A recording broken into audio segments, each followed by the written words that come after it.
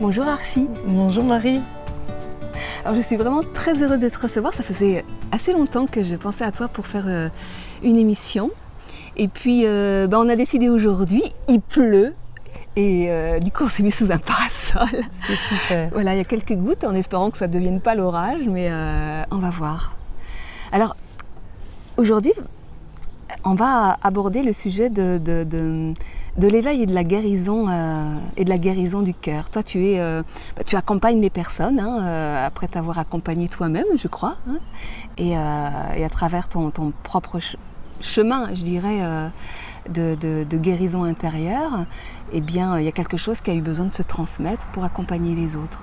Alors, moi, ce qui m'intéresse, c'est un petit peu ton parcours, ton témoignage. Comment t'en es venu à t'intéresser à cette guérison du cœur et comment tu as vécu tout ça? Donc en fait, c'est toute ma vie qui tourne autour de ça. Et ça, très jeune, j'étais une petite fille en fait et une adolescente assez rebelle. Et c'est dans cet espace de rébellion qu'à cette époque-là, j'ai pu m'en sortir. Ouais. Et vers l'âge de 18 ans, je sentais profondément à l'intérieur, j'étais persuadée en fait qu'il y avait autre chose que ce qui m'avait été inculqué dans ma petite enfance et dans mon adolescence. Et j'étais aussi animée par ce désir, ce désir de vivre, de découvrir et de vivre autre chose, quelque chose de plus grand, de plus chaleureux, de plus vivant. Et j'étais aussi animée par une rage intérieure de trouver les moyens de faire fondre cette carapace, cette armure que j'avais construite en fait pour me protéger, mais qui à un moment donné m'enfermait en fait, m'empêchait de respirer et de ressentir. Donc et à cette époque-là, il n'y avait pas Internet en fait, donc c'était plus long de chercher les informations. Donc j'ai commencé par lire des livres, de trouver des livres qui parlaient de développement personnel, de spiritualité, de personnes qui partageaient leur expérience au niveau de la méditation, d'ésotérisme aussi. Et puis vers l'âge de 21 ans, j'ai vraiment ressenti le besoin, c'était vraiment vital en moi et urgent de trouver des personnes et des techniques qui allaient me permettre de me libérer intérieurement et de comprendre ce qui se passait à l'intérieur de moi. En fait, j'avais une grande confusion. Et donc j'ai commencé à faire plein de stages et puis je me suis aperçue que j'ai perçu les techniques qui me correspondaient en fait, qui me libéraient le plus. C'était toutes les techniques qui me ramenaient dans mon corps, dans mon ressenti, dans ma respiration, et avoir cette possibilité de pouvoir libérer, de me libérer intérieurement et de comprendre toutes ces blessures de la petite enfance. Donc c'était à cette époque-là, c'était surtout le rebirthing et la bioénergie. Donc j'ai fait pendant pas mal d'années tout un grand voyage de tout ce nettoyage à l'intérieur, tout ce nettoyage énergétique et de me libérer de toutes ces émotions réprimées. Juste quelques mots sur le rebirthing, c'est un mot un peu tortueux. Oui. Ça consiste en quoi? Donc c'est une technique respiratoire où on connecte la respiration, où la respiration est connectée et sans pause à la fin de l'expire et à la fin de l'expire. C'est comme les vagues de la mer. Donc ça permet, avec ce système de respiration, ça permet d'aller profondément à l'intérieur de son corps, dans son ressenti, et de pouvoir libérer les émotions réprimées. Donc après on peut parler de renaissance, ça peut se faire aussi dans l'eau chaude, où vraiment là on peut revivre peut-être certains traumatismes de la naissance et de l'enfance. Oui, parce que rebirthing, c'est un terme anglais qui veut dire renaissance. Renaissance, oui. Et donc pour certaines personnes, dans les rebirthing, il peut y avoir juste cette libération émotionnelle qui est là, qui sort, sans y mettre des mots, mais pour d'autres personnes, il peut y avoir des images ou des souvenirs qui remontent. Et donc c'est à partir de cette expression de l'émotion réprimée qui s'exprime, qui peut être mis à l'extérieur, que la guérison peut survenir en fait, puisqu'il y a une compréhension de choses qui ont été réprimées, qui ont été mal vécues. En fait, on en revient toujours un petit peu à la même chose, hein. C'est-à-dire que c'est vraiment accepter de traverser son émotion, de la vivre, de la traverser, oui, et du coup de la libérer, que ça remet la vie en circulation en nous et que ça permet la guérison. Tout à fait, oui, tout à fait. Et l'ouverture du cœur. Et l'ouverture du cœur, oui, ça permet d'amener une certaine conscience en fait dans toutes ces blessures et surtout ces répressions, parce qu'en fait, à quelque part, on réprime beaucoup. On réprime beaucoup de choses parce qu'on nous a appris dans notre enfance que c'est pas le moment de pleurer, que c'est pas le moment où que c'est mal, ou pas le moment d'être en colère, que c'est pas le moment même de rire des fois. Et toutes ces répressions-là, ça crée des fermetures à l'intérieur du corps, et après le corps va somatiser et créer certaines perturbations au niveau du corps ou ailleurs en fait. Et c'est comme ça aussi que peut se créer certains symptômes au niveau de la maladie ou d'autres problèmes au niveau psychologique en fait, ou relationnel. C'est ce que j'ai vraiment compris et que je dis souvent, c'est que très souvent on a cette confusion de croire que c'est l'émotion qui fait souffrir, alors que c'est la résistance, que c'est la répression à la circulation de la vie en nous, parce qu'en fait c'est ça, l'émotion, c'est la vie qui s'exprime, c'est quelque chose en nous qui vient dire tiens, il y a quelque chose qui a besoin de s'exprimer, il y a un déséquilibre, il y a un besoin à satisfaire, et que c'est là vraiment aller contre, résister, lutter contre ça qui déclenche la souffrance. C'est vraiment des conditionnements qu'on a reçus en fait, parce qu'à quelque part ça dérangeait les personnes autour de voir un enfant s'exprimer dans sa totalité. Et c'est effectivement cette résistance à vivre, à se laisser traverser par cette énergie de vie en fait. Mais souvent après en étant adulte, on a tendance à vouloir s'attacher à l'émotion.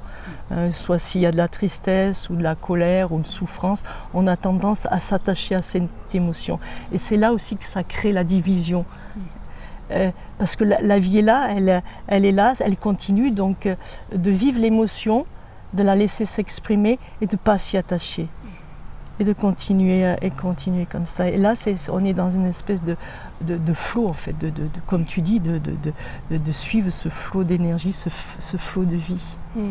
Et je trouve que c'est intéressant parce que, bon, là tu parles de rebirthing, après tu t'es tournée vers d'autres pratiques, mais moi ce que j'ai pu aussi connecter en lien avec la respiration, et notamment moi ma pratique ça a été la respiration consciente, même si j'ai un peu pratiquer ce qu'on appelle la respiration holotropique, qui est un peu le même genre de pratique au niveau de la respiration, mais c'est comment en fait se reconnecter à la respiration, ça reconnecte non seulement à l'instant présent, mais à la vie en soi. Comment ? En fait, j'ai pu percevoir que rien que le fait de pouvoir respirer de façon consciente, rien que ça permet déjà... Parce que déjà, il y a l'espace où j'amène ma conscience dans ma respiration. À partir du moment où j'amène cette conscience dans ma respiration, je me connecte déjà à mon corps, à mon intériorité. Je reviens à moi. Donc après, c'est tout un cheminement de travailler. Je travaille beaucoup sur prendre conscience de mon corps, de ma respiration, des émotions qui sont là, de comment comment je suis en relation avec moi-même. Donc voilà, c'est tout un apprentissage d'arriver à être dans cette conscience-là. Si ça m'aide à être de revenir dans l'instant présent à travers la respiration, et ben voilà, je dis ma respiration, je me pose dans ma respiration. Oui, c'est ça. On se pose. Je me pose, ça pose vraiment à l'intérieur. Voilà, donc et puis donc j'en reviens un petit peu au cheminement. Donc après, dans les années, je crois que c'est en 1980, j'ai eu la chance une grande opportunité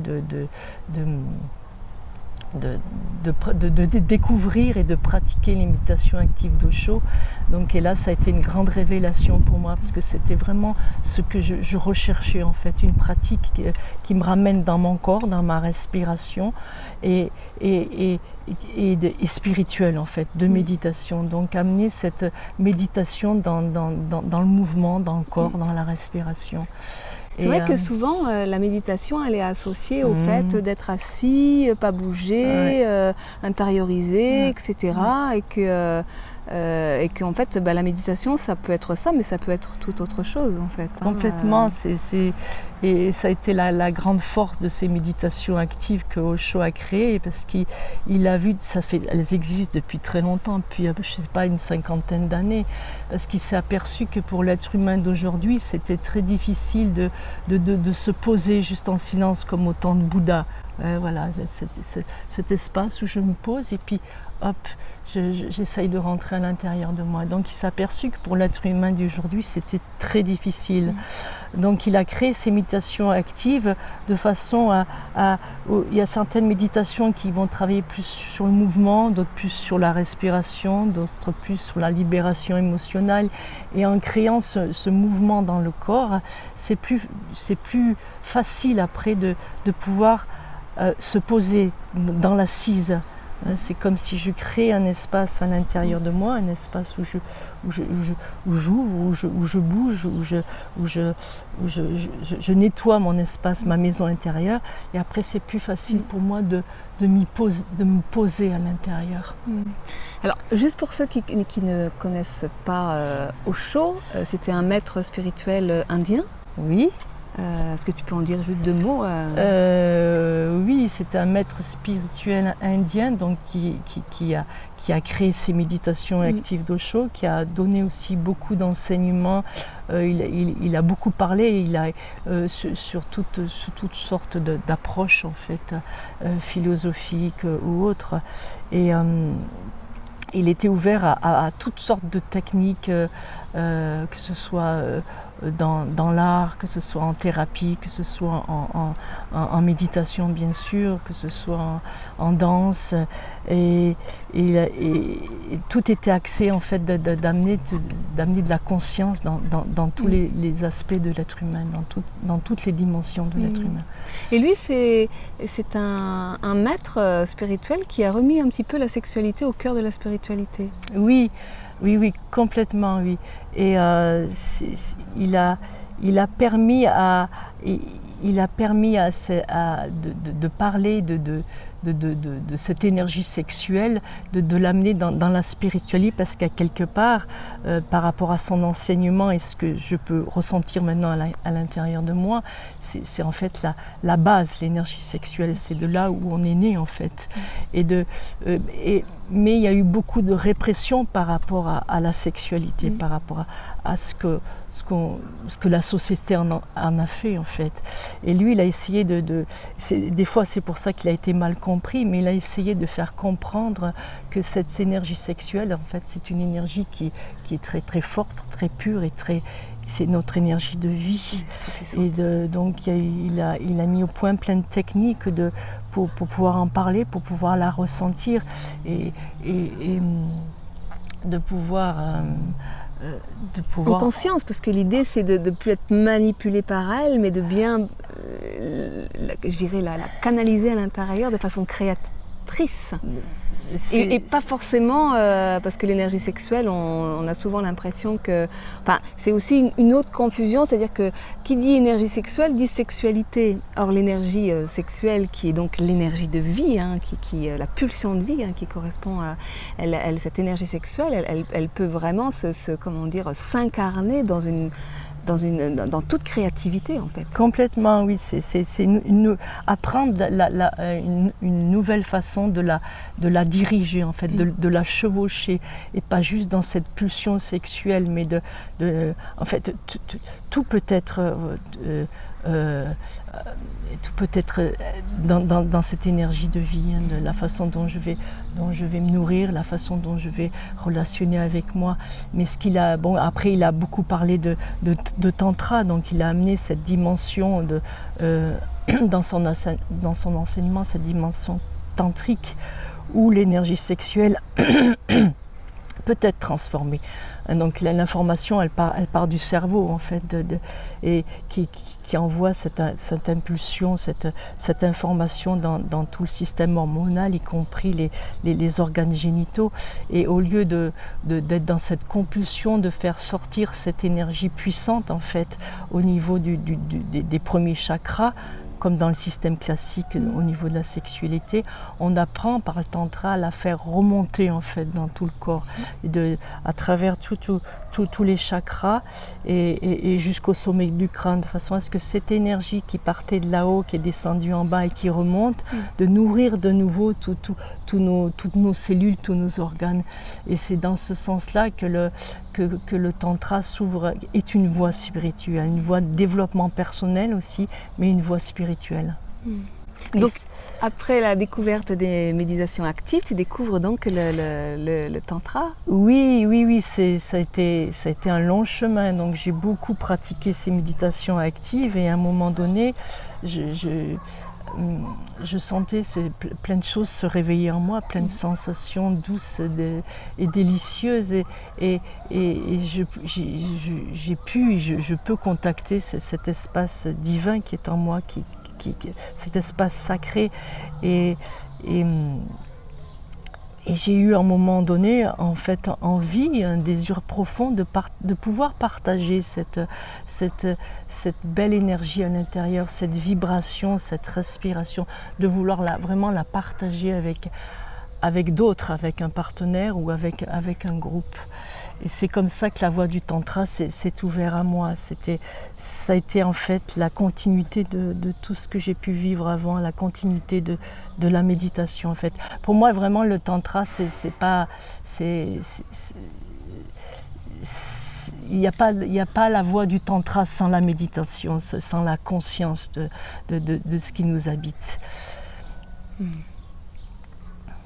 Ok, et donc ça fait maintenant combien d'années que tu accompagnes les personnes Donc ça fait une douzaine d'années que j'accompagne les personnes sur la voie donc, de la méditation et du tantra. Et c'est vraiment un espace où je me retrouve en fait, où je me sens dans ma grande créativité, dans une joie de transmettre tout ce que j'ai pu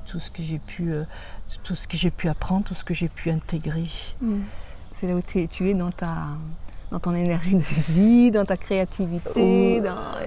Complètement. Je peux dire que j'ai vraiment trouvé le pourquoi pourquoi de ce que je suis là en fait, pourquoi je suis là, pourquoi je suis venue. Enfin, je pense, parce que des fois on peut se tromper, mais et c'est tout un chemin. J'ai pas fini. Quand j'enseigne, quand je transmets, je suis toujours en apprentissage en fait. Je me remets toujours en question. C'est pas fini en fait. Ça continue. Ouais. Donc en fait, le tantra, c'est une pratique qui peut aller s'explorer à travers la sexualité, dans le cadre d'une relation amoureuse, de couple, mais qui s'explore aussi carrément dans l'espace de la relation, bien au-delà de la sexualité. Oui, le tantra, c'est vraiment un état d'être en fait. C'est pas juste dans la relation avec l'autre, c'est avant tout la relation avec moi-même, comment je suis à l'intérieur de moi.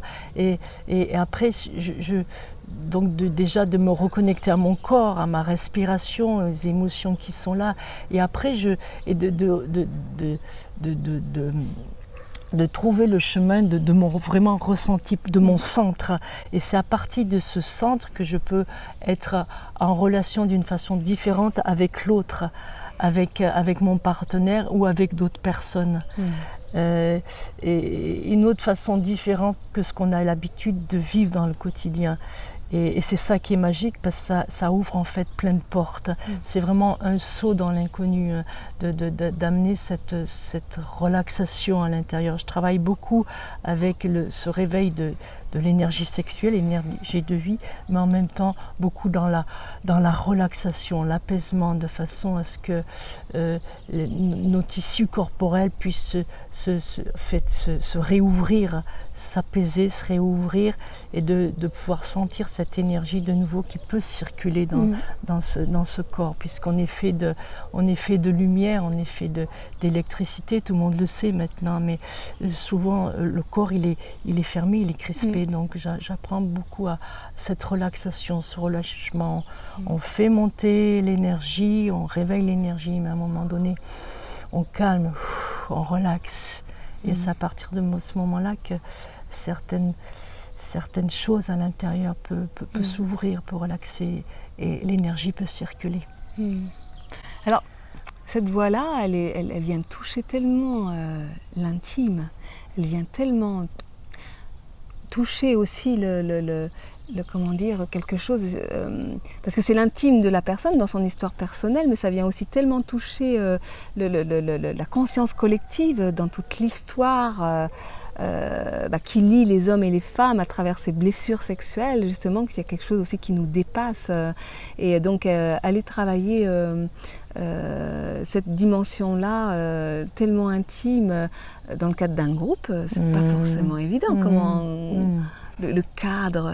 C'est tout un art en fait. C'est tout. Moi, la façon dont je l'aborde, c'est vraiment avec le cœur en fait, l'espace du cœur, l'espace de l'amour. Si l'amour n'est pas là, si le cœur n'est pas là, ça va ressembler juste à des techniques, et puis ça peut être ça peut vite déborder en fait. Au départ, je mets toujours un cadre de sécurité respectueux de soi, de respectueux des autres. Et ce cadre-là, il peut être très élastique, mais il est plein de respect, de bienveillance et d'amour. C'est vraiment hyper important ça, parce que ça peut vite après dévier sur autre chose. De cette conscience, toujours amener cette conscience dans cette présence, dans le respect de soi, le respect de l'autre, parce que c'est vrai que tout de suite on va toucher les blessures, les blessures de l'enfant. Ça commence avec la mère, avec le père, et on va tout de suite toucher les blessures qui ont pu être apportées à cette époque-là, dans l'intime, et après dans la sexualité.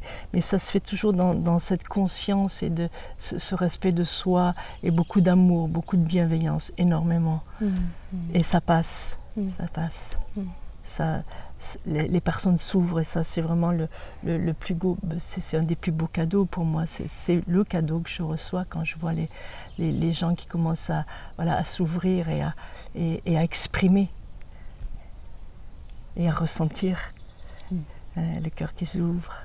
Je ne sais pas si vous avez repéré, mais il y a le soleil qui se lève derrière. On a commencé sous la pluie. Oui, c'est et là, d'un seul coup, il y a le super soleil qui se lève. Donc, toi, tu fais tu proposes des stages. Tu fais aussi de l'accompagnement individuel? J'ai fait l'accompagnement individuel parce que, donc, après tout ce travail sur moi-même, j'ai aussi eu l'opportunité d'accompagner, d'assister, comme on dit, certains thérapeutes dans différentes techniques, donc thérapeutiques, énergétiques, libération émotionnelle, et tantrique aussi. Et à un moment donné, j'ai été amenée à voler de mes propres ailes et à proposer des soins individuels. Je l'ai fait pendant 5 années, et après, mais j'ai lâché. J'étais vraiment appelée à pouvoir partager avec plus de personnes, et à travers les stages, à guider des stages.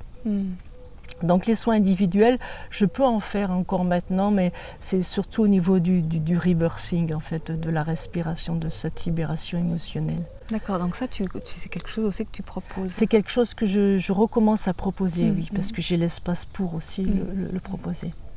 Ok. Donc tu habites dans le sud? Oui. Tu fais tes stages dans toute la France ou Pas toute la France, donc je suis plus dans le sud-est, dans le 83, le 84, le 26, dans le 04 aussi, et voilà, je me promène dans ces régions-là. Voilà.